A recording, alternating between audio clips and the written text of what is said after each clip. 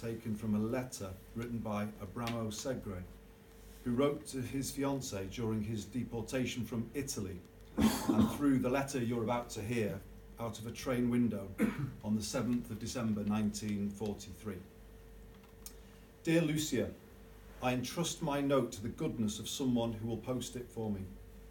This is the second day that I find myself locked up in a cattle car with my dear ones and 200 other people headed toward a concentration camp. I have the terrible prospect ahead of me of a journey of 8 days to reach Krakow in Poland. I have a premonition, unfortunately, that this journey will be without return for me and mine. Our destiny is sealed, and without a miracle, I shall never return home. I am finally totally resigned, as are my mother and sister. Fate certainly has not been kind to me, and after subjecting me to trials that were themselves very hard, has decreed that due to the evil in men, I shall have to face something as terrible as can be imagined. Life this far has not offered me many pleasures, and even though I have encountered many difficulties, I comforted myself that ultimately even this trial would end, and I could then enjoy the beauties of life. Instead, I find myself now writing my spiritual testament. Here we no longer even have a name, just a number like animals. The train is racing along, not too swiftly, but inexorably toward the frontier. Now I have to end this little writing, which does not have the great likelihood of getting to you. I am enclosing a brief note that will serve as my pro forma testament, and which I beseech you kindly to follow. To you I send my last and most loving greeting, remembering the beautiful hours which for an instant lit up their rays, the greyness of life. Goodbye, Lucia. Goodbye, Mino. This letter was eventually delivered to his fiancée, but Abramo sadly died in Auschwitz.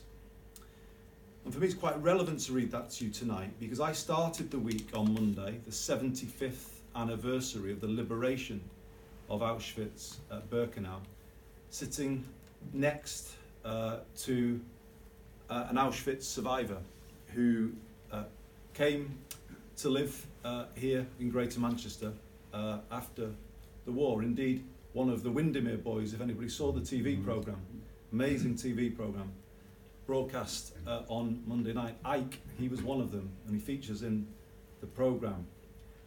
And to be honest, to be able to sit and listen to him just a couple of feet from him on that day will, I think, be one of the greatest privileges of my life, because he was talking about his whole journey, the moment he was parted from his mum and dad, and the tears in his eyes. 94 years old, I think, but still, the emotion sprang straight up as soon as he mentioned his family. But actually, he went through the worst journey imaginable, not just one concentration camp, a number of them, and eventually found himself in Auschwitz. And 2 days before that liberation, he spoke in such a distraught way about this. He was one of those taken on the death march 2 days before the liberation of Auschwitz by the Russians. And he said that was, in many ways, the worst of all.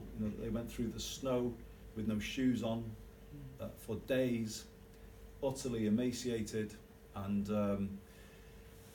he said that was the worst of all.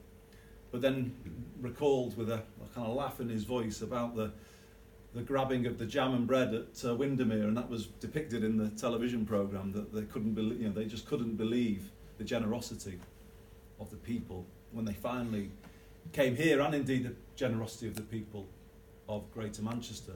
And just to hear all that spoken in that way was amazing. And a lot of the speakers at the Holocaust Memorial event that I organised, were referencing an article that had been in the Manchester Evening News of Holocaust survivors from Greater Manchester, some of whom were saying that what happened to them was so unbelievably atrocious that actually they've always struggled to have people believe how bad it was, because it was so bad. And also, another said that they are now the generation that is possibly not going to be with us much longer, and no longer people will be able to hear from them in their own words in front of people how bad it was, and therefore believe it. And he was saying to us, you've got to tell my story to those who come after me. And for me, that's the really important point here. I cited an article which appeared on Holocaust Memorial Day last year, January 2019, which said that in a survey done last year, 2.6 million British people now are quoted as saying that the Holocaust is a myth, and many millions more say that it is exaggerated. And I think that's the challenge, isn't it, particularly in these times in which we are living.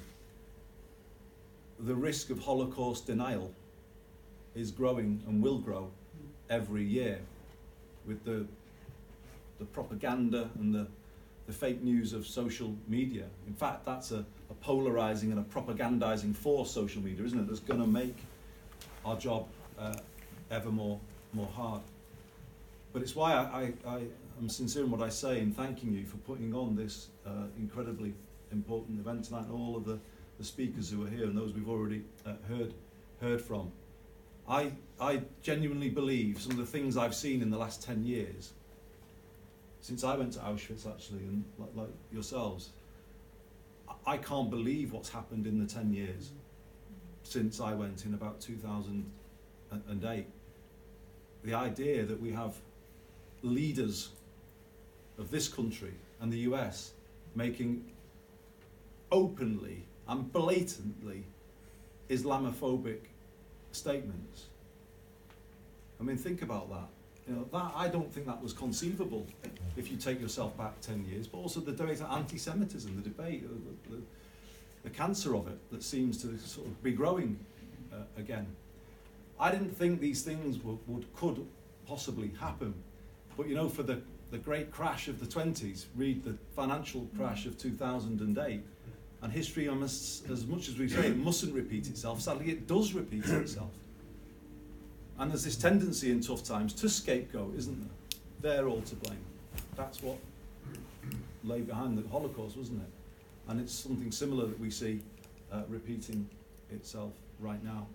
So it's why I say these events are of fundamental importance, that we celebrate the good people of Greater Manchester who fought and died in the cause of banishing fascism and Nazism from our world, the people who welcomed those refugees here after the Second World War. And we celebrate the way in which this place wasn't divided by what happened at the arena just beside us a couple of years ago. There is, despite the darkness of our time, something fundamentally decent in the people of the city where we all live. And that needs to be held on to, doesn't it, in times like this.